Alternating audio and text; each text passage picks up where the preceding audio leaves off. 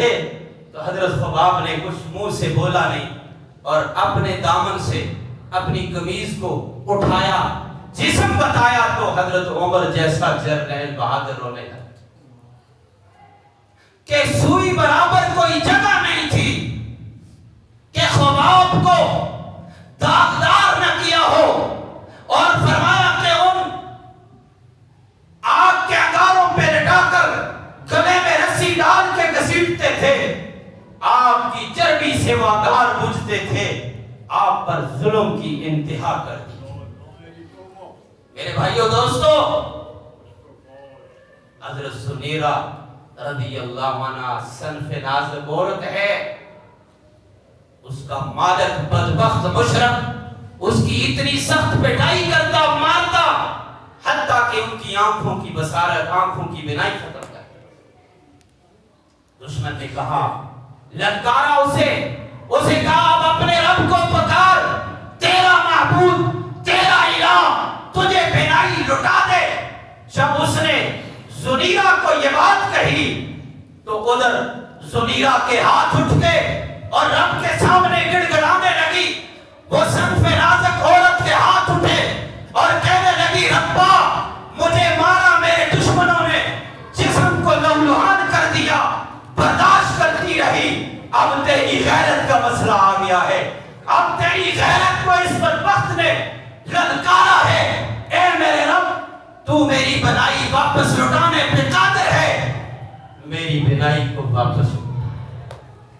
ادھر زنیرہ کے ہاتھ اٹھے، میرے رب نے ان کی بنائی کو لٹا دیا۔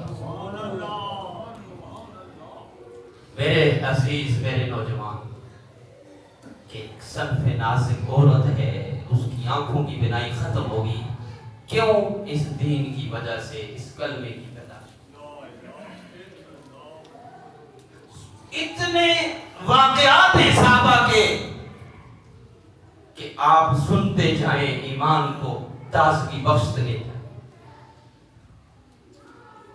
لیکن آج کا میرا نوجوان ان سارے واقعات سے یہ سبق حاصل کر لے کہ ان صحابہ نے، ان کی ازواج نے، ان صنف نازک عورتوں نے، ان بچوں نے کتنی بڑیاں قربانیاں اپنی جانوں تک پیش کر دیے۔ جان سے اوپر تو کوئی چیز ہے۔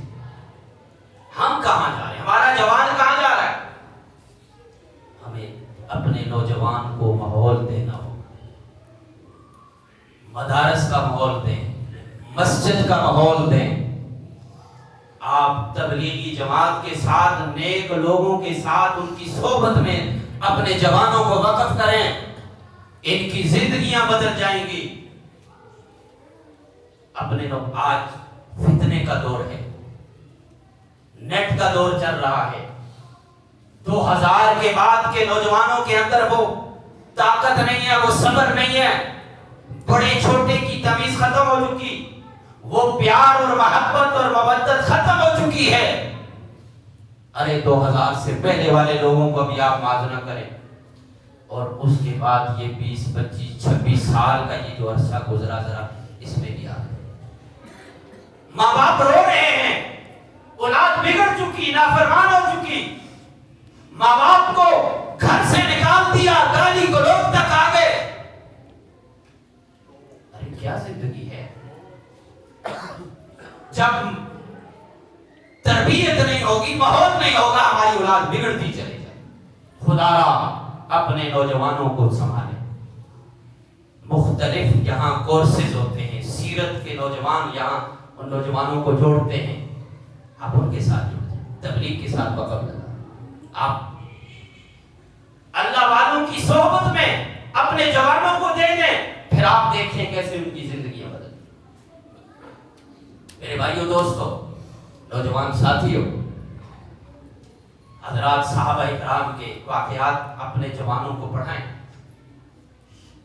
اپنے بچوں اور بچیوں کو پڑھائیں، انہیں معلوم ہو کہ یہ دین ہم تک کیسے پہنچا اور کتنی قربانیوں سے پہنچا، اس کے پیچھے ان کی قربانیاں ہیں۔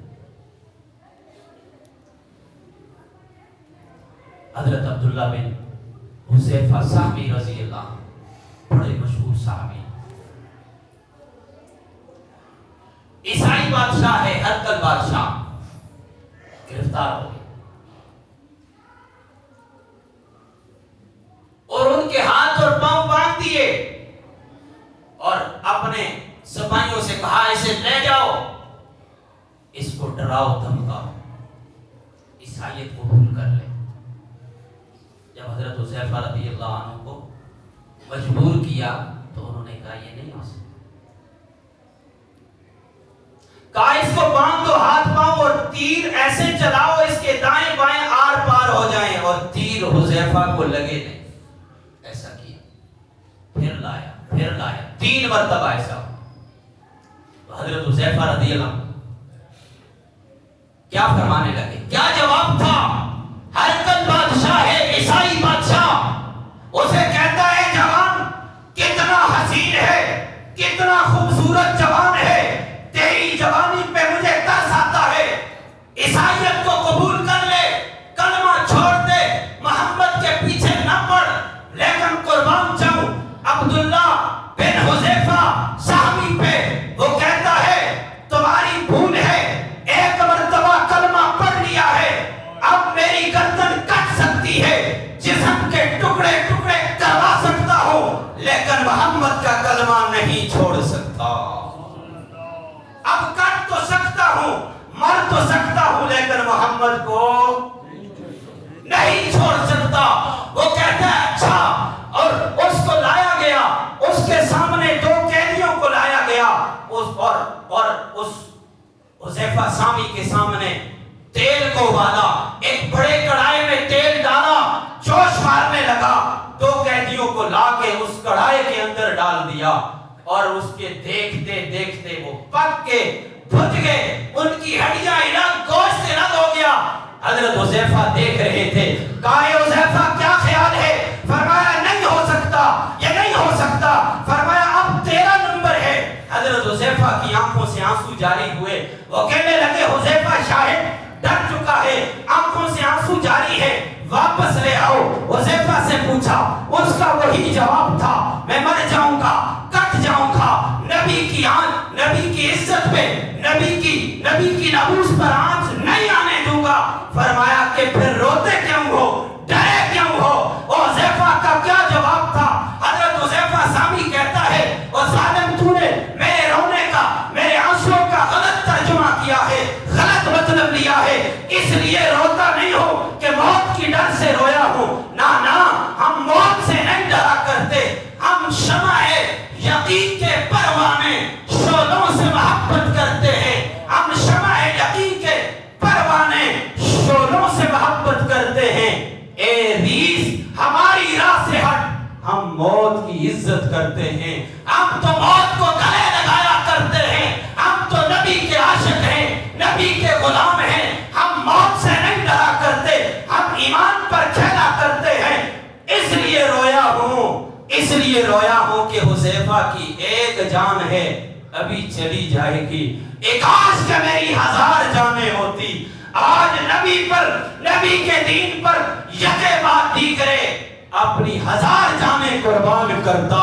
روتا اس لیے نہیں روتا ہوں کہ موت سے ڈر، ہرقل جیسے بادشاہ کے سامنے ڈٹ۔ اللہ تعالی ہمیں سمجھ عطا فرمائے۔ ایک اعلان سماعت فرما لیں۔